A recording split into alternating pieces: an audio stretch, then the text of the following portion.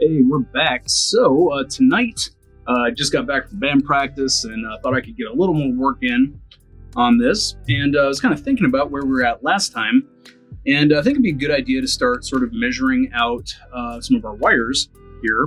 But, I was thinking about how easy it is to get mixed up what is what here. So I think what I'm going to do, similar to these lines here, is I'm going to kind of color code it or use some of my heat shrink tubing here to sort of help myself see what my wires are down at the port, so I don't necessarily have to test everything. So I think the way I'm going to try to do that is by bundling these on a sort of per signal basis, right? So these four wires here are my red, green, blue, and C sync. So basically my RGB S line is going to be here. And just by bundling these up separately, I think that will actually help me when it comes time to attach my port here. But before I get to any of that stuff, it's time to go ahead and plug this back into the NES motherboard and start to figure out the length for our wires. All right, so here we have our NES motherboard, and our RGB board is going to plug right in like so.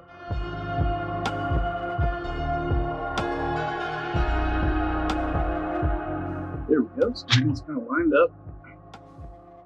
And I think I may actually, now that I'm looking at this, starting to get it lined up, I'm probably going to want to run most of these wires down under the board on the bottom side instead of sort of bending them up against this here. So I think that probably means I'll just go ahead and do the heat shrink bundling now. And I think that's just going to make my life a little bit easier. And then, at least for down the road, then if I need to cut other stuff later, that is no big deal. So here we have our power and ground. And I'm not 100% sure I need to bundle that separately. Well, let's go ahead and look at our board here. Yeah, because they kind of go in clusters where it's like RGB, S video, etc. But yeah, I'll find my heat shrink tubing here. All right, I'll probably just use some black tubing for my power and ground here. This might be too little. Yep, that's too little. This yellow. So, all right, let's go ahead and do. Sorry, kind of talking to myself. Quietly here, that's right. I got to project. So let's go ahead and use some black heat shrink tubing for our power and ground. Oh, yeah, and usually I like to cut these down to size a bit. That way it keeps your cable a little more flexible.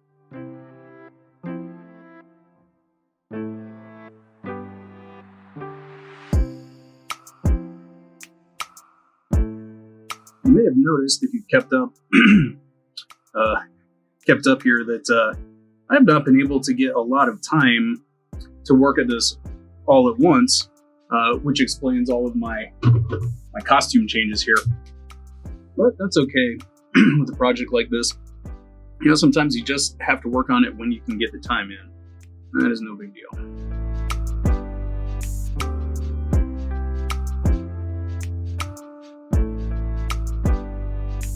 The nice thing about this heat shrink tubing is it's very reactive. You really don't have to get it super hot. I think I usually set my hot air gun to like 350, but it never has to get near that hot to actually activate the heat shrink tubing.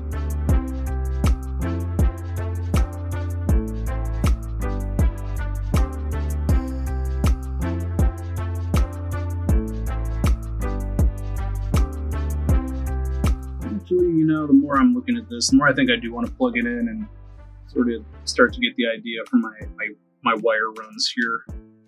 It's okay. You can change your mind while you're working on stuff. All right. So let's plug this in. All right, there we go. So next step is to actually set this down in our NES shell and start to get an idea for where our cables need to run. So I think I'm actually going to pull the camera out a little bit for that. Should make it a little bit easier to see. Okay, we got the camera pulled out a little bit. Let's go ahead and set our NES motherboard back down in our shelf. We can start to figure out a little bit what's going to kind of go on with our cable in here. So we don't really need to hook all that stuff back up yet. We're just getting an idea for how we want everything to sit down in our shelf. So plenty of cable run here for our power regulator switch, which will probably end up hooking back up in here towards the end of the project once we've got most of this put back together. And really we can see by the rest of these runs, I mean, even this is crazy longer than it needs to be, but that's okay. I always prefer to err on the side of having too much. But the next thing we're going to figure out is where we want our ports to go. So I'm probably actually going to cut my run somewhere in this neighborhood here, just because I really don't need much more cabling. We're going to be putting our port along this portion, the back of the shelf. So what we have to figure out is where exactly we want our rotary switch to go for our pallets and our actual port for our SNES multi-out. So, you know, for this, I wish I could sort of get it like over here on the right, just because I'm right-handed, and so it'd be nice to be able to reach behind your console from the side and get to it there. But on my personal unit, the first one of these I did, I believe I had it basically all the way over here to this side. Then I had the port kind of in the middle. You know, for this one, I might want to put it down in here, because there is a little bit of room here. So we should be able to fit this all.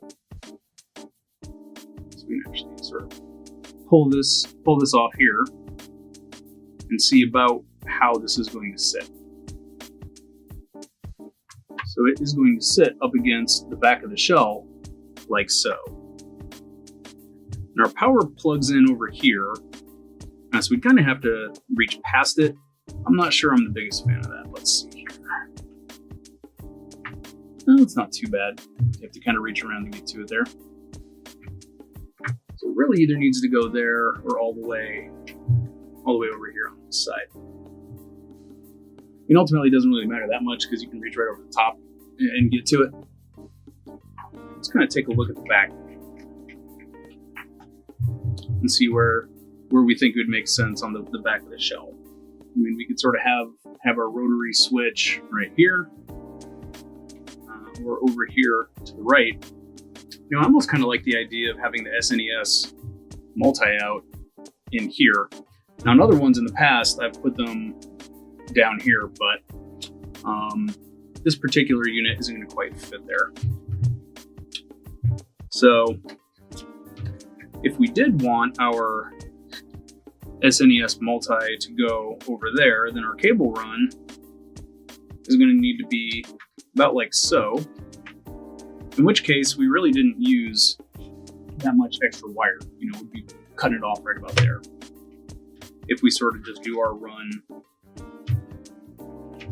about like so. And I'm kind of off camera there. So if we run it through there like so, then yeah, you know, we'd cut it off right in this neighborhood here, because our board will be poking through about like so. Yeah, you know, so I think I'm actually just gonna more or less leave this run of wire for now. Really our pallet switch is the one that is a little bit on the long side. Even that depends, you know, if we want it to come over here, you know, then we would need to cut our wires about like so. You know, and I think I kind of rather like having the pallet switch over here, because there's a lot of kind of unobstructed room for this rather large switch. It is nice and beefy, though, which, you know, does provide a nice positive click when you turn it, which I like. Usually the way I end up installing these is I figure out, the drill bit that I need to use to get through for that. And then I will cut a small groove into the plastic. I usually clip about half of this metal tab off. There's just enough. So I can embed a little bit of that hook into the plastic on the inside of the shell, and that keeps it from rotating. So yeah, I think what I'm gonna do for that is I'm basically just gonna clip these wires right about here. Yeah, I'd say that's pretty good. Gives me just enough extra to work with. There we go. So that is now my run for my pallet switch. These are gonna kind of cross. This is gonna kind of come over this way. These are gonna kind of come over here. So realistically, looking at this, I just kind of want to cut it about where this shortest one is there for now. I mean, really that bundle's kind of too big to do all at once. Well, not really. Just depends on what tool you're using. But yeah, we really kind of want to measure that by the shortest ones that are in there. So I think I'm just going to try to cut everything flush with this yellow, with the shortest yellow cable that is in there. And actually, before I get doing that, I just want to kind of see how I've got that coming out. Now, granted, a couple of these are going to be real short runs to other components on the motherboard, but all right, I'm going to start trimming these up now.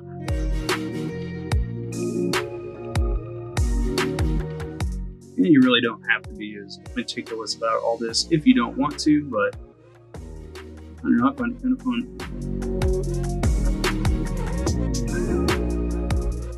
All right, there we go. That's pretty good. Let's go ahead and bring our board back out of the shell.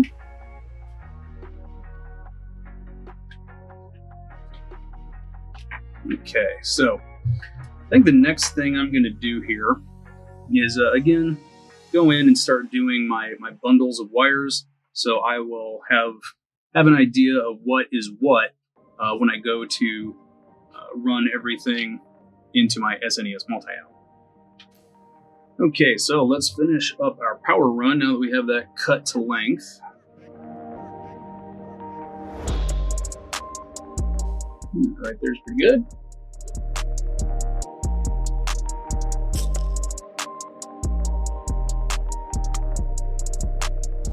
All right, there's our last one.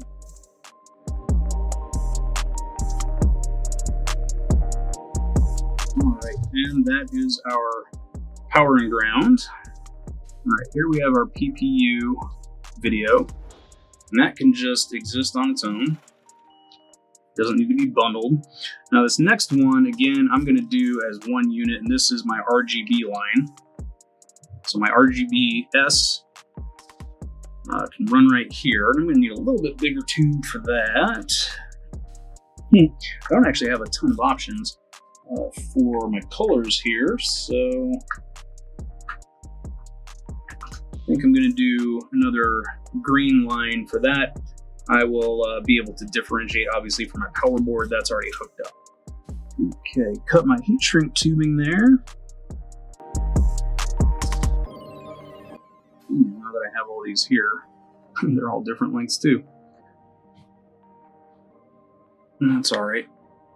These ones are all bundled together. I'm just going to trim those down to that length. Is that how I want to do it? Let's see here. What did I do with my side snips? There they are. Okay.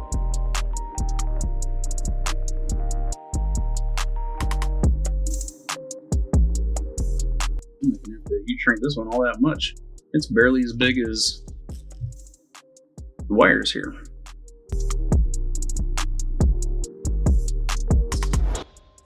I want to leave plenty of room for these to bend around under the board here.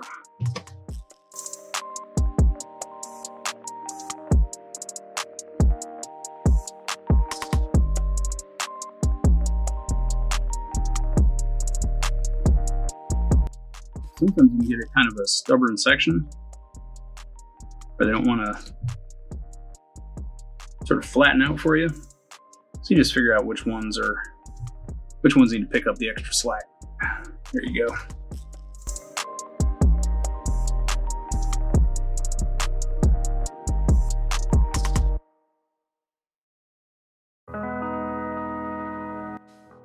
And again, you don't have to do all this. I definitely didn't on my first one as far as bundling my lines and everything, but I just want to stay organized and save myself a little bit of a headache. So I figure this should help when it's time to hook everything up and knowing what goes where.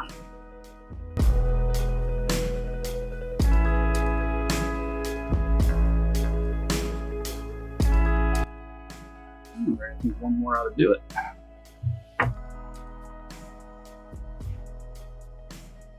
Because these ones are so tight, I can just kind of slide them all on first, and then we'll apply the heat last. They're not really sliding around at all. There we go.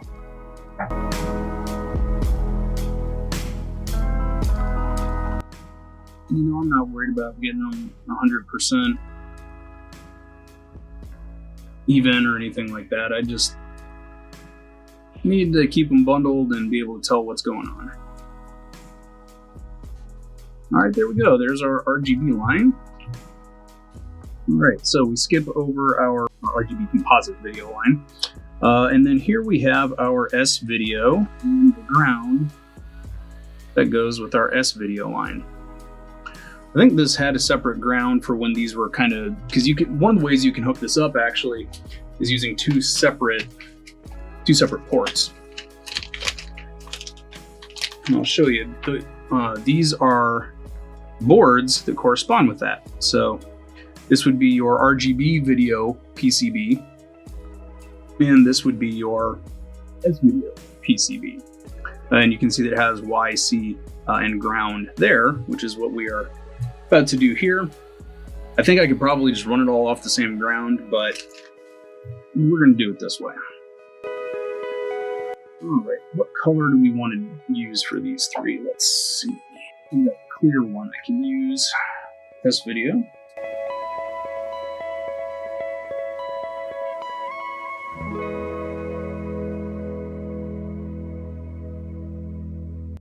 Yeah, one of the things I like about the SNES multi-out is that you can just run all these lines to one single plug. Not that doing it the other way is wrong or anything like that. I just think that it, I guess you could say it complicates the wiring a tiny bit, but, I think that it simplifies the look on the back of your console, which I like. And this one I'm going to have to do as I go.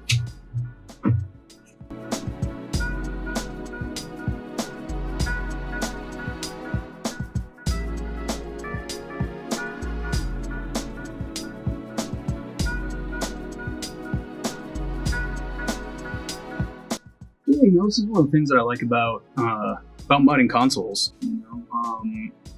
Aside from all the cool stuff, like, hey, I get an awesome new, video signal out of the thing, and sort of do some solid maintenance on it to make sure that it's going to keep running for a long time. But also, there's some creativity involved as well in your wire runs and how you want to set things up, and pretty much change every time I do something. That's okay. That's definitely part of it that I like.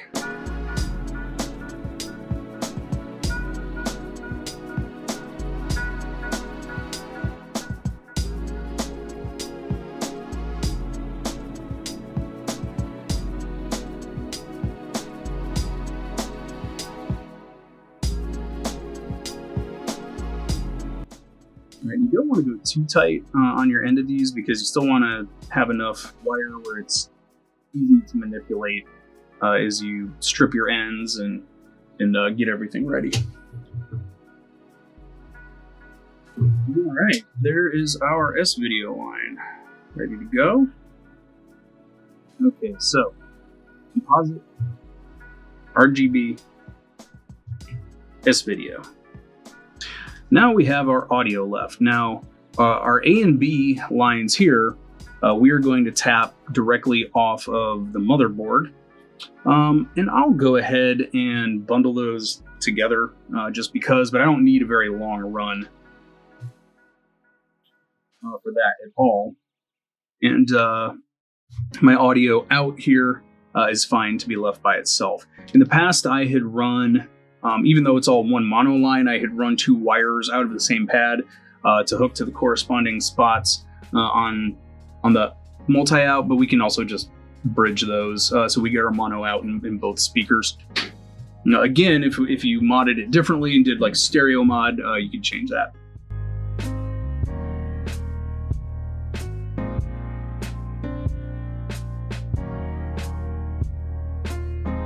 And there's our audio in.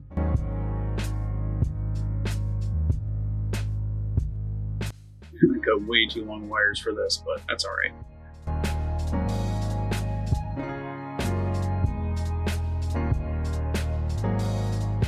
Realistically, I'm not going to need much more than that, so I'll probably just leave that. There. Well, I got one more piece. Let's go ahead and use it. If I put it on the other side of it, no big deal.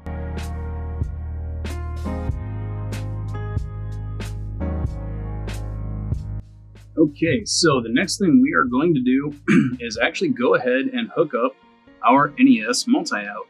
I need to pull up my wiring reference. All right, let's see here. So we're going to start with our RGB line first, and it is going to go green, red, blue, and our sync line. Okay, cool.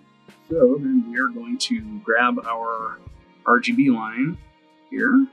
I'm just going to pull it right under the board first. Grab the rest of this stuff later. And I can see here that I have sync, red, blue, and green. So I need to go ahead and tin these wires and get them ready.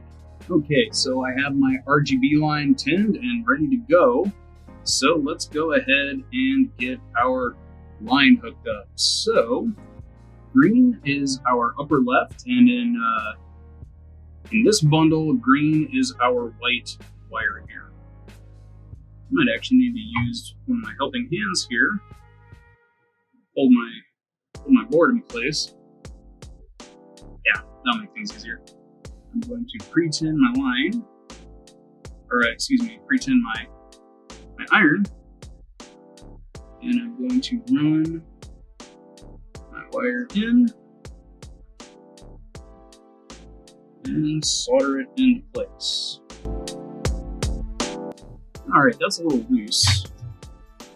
So I'm going to do readjust my helping hands here. I'm going to try to, it's going to be a hard time. Alright, there we go. Let's get a little bit of flux on there.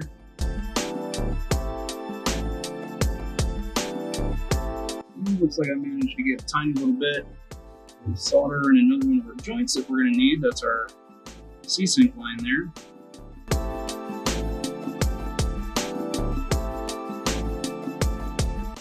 But I'm trying to make sure I can get everything on camera here.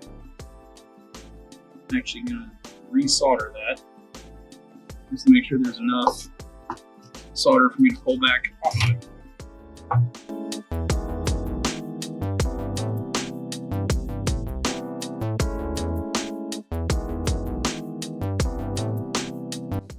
I'm actually having trouble getting it to pull out of there.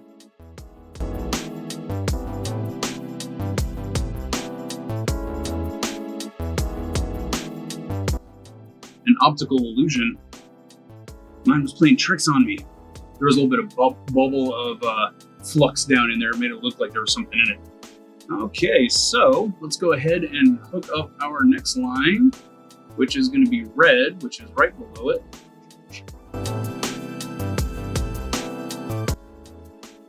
All right, there is our red line.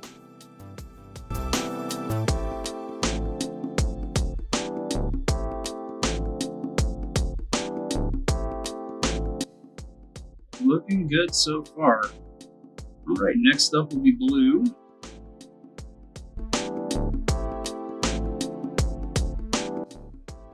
All right, you know what? I think I'm actually going to pull the camera in a little bit just to try to get some of this on there. Okay, so next up is blue. It goes right here. And as you can see, actually, my wire is just a little bit shorter than the others, which you can always run into when you bundle them up like this, the way that I did. It is not that big of a deal. In order to get around that, I'm going to clamp this in sideways, like so. Make sure that then I can kind of control that wire here from this side. And definitely going to pre-tin my iron. Push that blue through and weld it into place. It's pretty good. I'm going to hit it with just a little bit more. All right, that is a good solid weld. Looks like I got a little extra over there, so I need to take care of that real quick.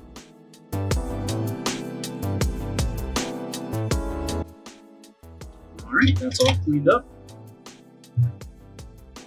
All right, then lastly, we need to hook up our sync line.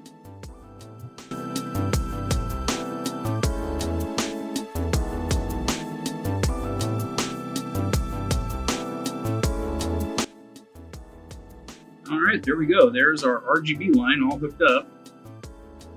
We're just moving through and hitting each one of these lines. So let's see what's next.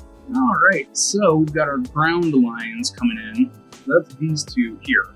So one of those ground lines is going to come in from our S video, which is our yellow line here, is ground. And one of them is coming in from our power and 5 volts. So I don't know if I want to do this here. Yeah, I think I'm just going to hook up one of those at a time, and then we will run in our S video line. We'll probably go ahead and just run our S video line right now.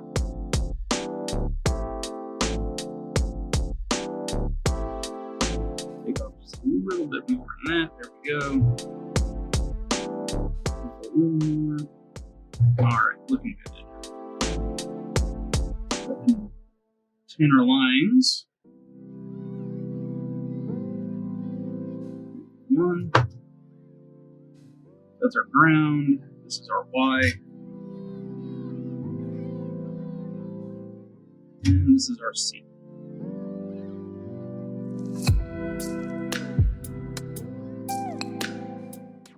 Yeah, you know, it's funny, but now that I'm thinking about it, you could totally run your wiring backwards too. Like you could actually wire up your multi-out first, run your wires back to here, cut them all to length, and then weld them here too. Maybe I'll try it that way next time. All right, so next up, we're gonna do our S video and the ground for that S video. All right, so I'm gonna do the ground right here at the bottom. All right, good pre-tune. Make sure that my line is pushed in really good. All right, and weld into place, just like so. Making good progress here. Yeah, you know, I'm gonna kind of need to run these all together because I'm gonna need to just move left to right. I think it's gonna be easiest. So then I'm gonna grab my power and ground here. And ground is black, so I'm gonna go ahead. Oh, I'll just tin both these right now.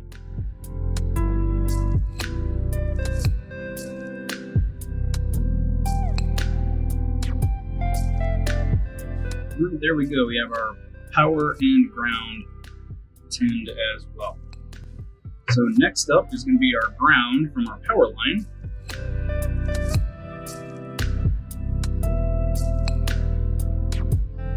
Okay, so making progress.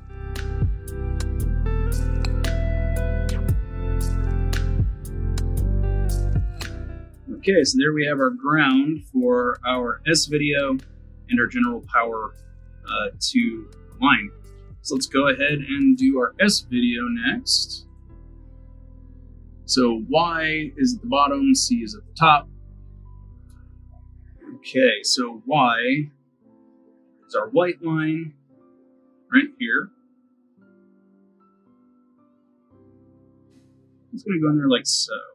It looks like it wants to wrestle me a little bit on it. It's all right. Double checking. Why is the bottom? And why is my white line? So that's what I thought. 310. Definitely want to put some more on there. So I'm super happy with that. Yeah, that's like barely tacked in there. Flip this over. Make sure I've got a good solid grip on that on the bottom. So there's Y and C. We'll go in right above it.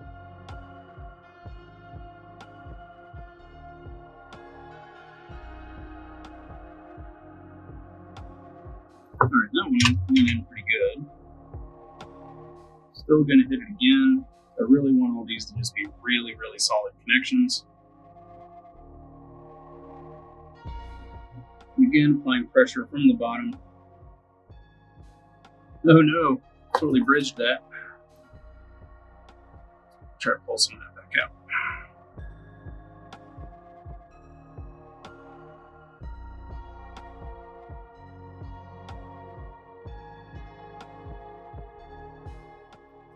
You know, I'm going to hit that board with just a little bit of flux.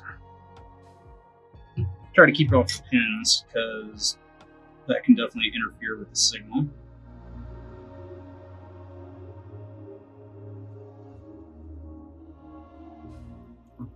Alright, making progress. RGB and S video are all hooked up. So we have our 5-volt line and our video line. So we're going to do our video line next. Alright, and this would be our PPU video. So this is our original composite video signal, not affected by the RGB palette. You know, and I really don't think you can go wrong with either one. But again, I like doing this one just because that is the original look, and this lets you switch between the exact original look of the thing. But on my personal one I have hooked up, I actually hooked up the RGB palettes for the composite. All right, so our video is the bottom. So we're going to do the bottom first, then the top. Get it hooked in there. It's starting to get kind of small.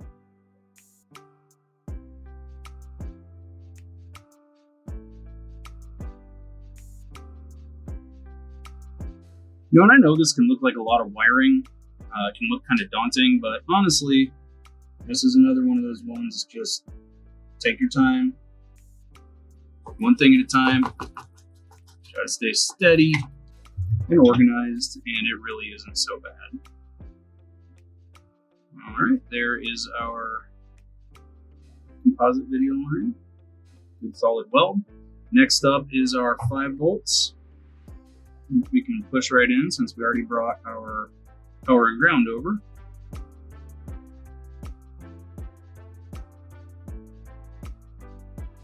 Alright, so our 5 volts are now hooked up. So that just leaves us with our audio line. To also run under.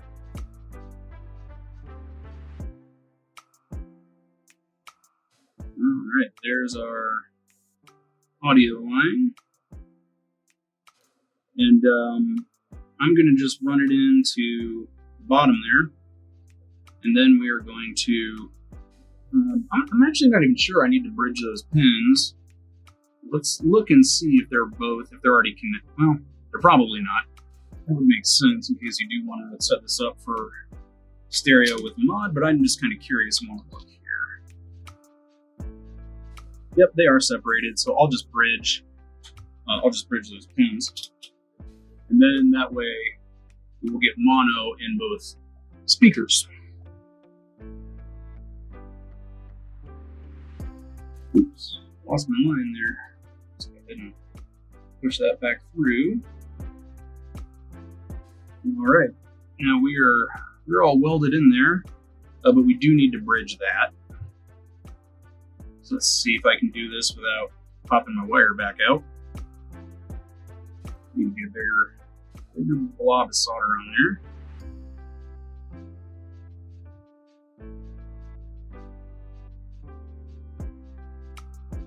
There we go. Got a little solder bridge there. Snip that peak off of it. And there we go. So now our SNES multi-out is totally wired up. Kind of cool how that works. Actually, let's step through it real quick. All right, so RGB is this corner right here. We have our ground for our ground and 5-volt are here. Our S video is ground, and then our S video lines there. We have our video, our PPU video, our 5 volts, and then our mono audio there. So bottom of the board looks like that. You know, it's a lot of wires, but it's nothing that isn't manageable. So we are now all set up there. You know, and if you wanted later, you could even like sort of bundle all this together into a single cable. But I think this is probably fine. I might mess with it later. We'll see.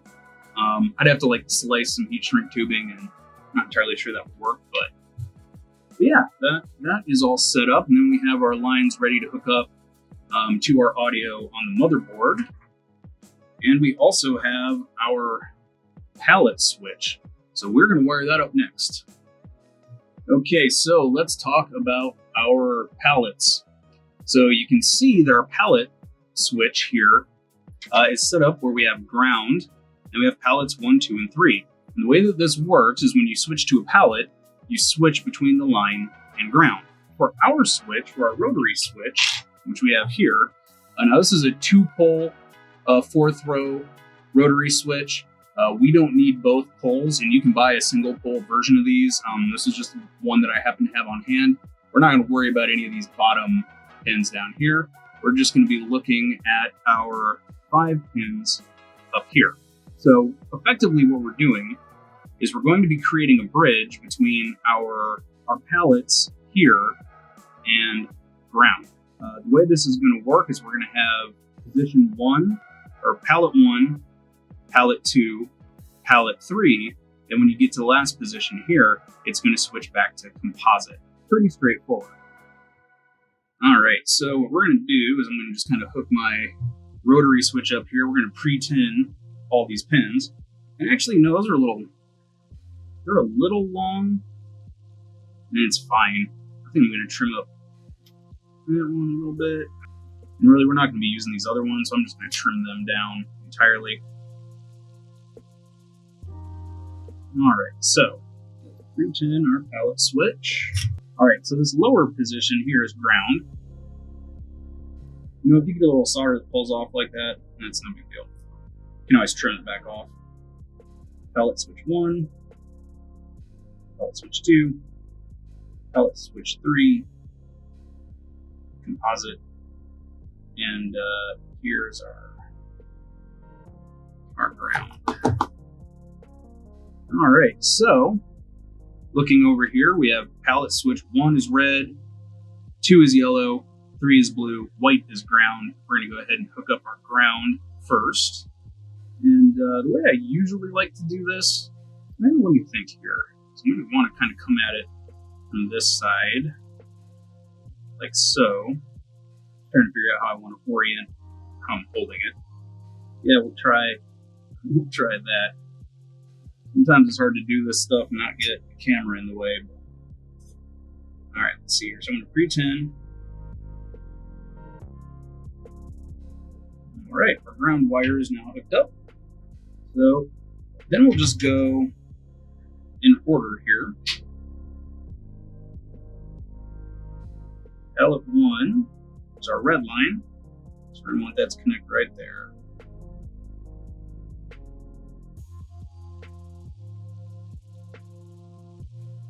Huh. It's kind of just not wanting to, molting a little too long for me. It was getting too hot for my fingers, so let's hit that. A little bit of flux. Try again. All right, and that is pretty well welded. If you get a little peak, no big deal.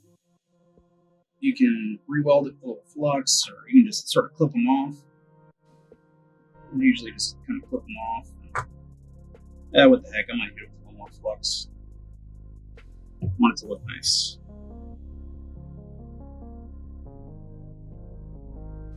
Yeah, still not 100% happy with that. Third time's a charm.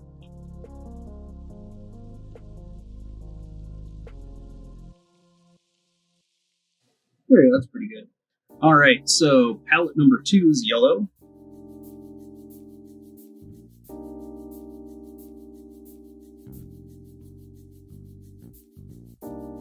And palette number 3 is our blue line.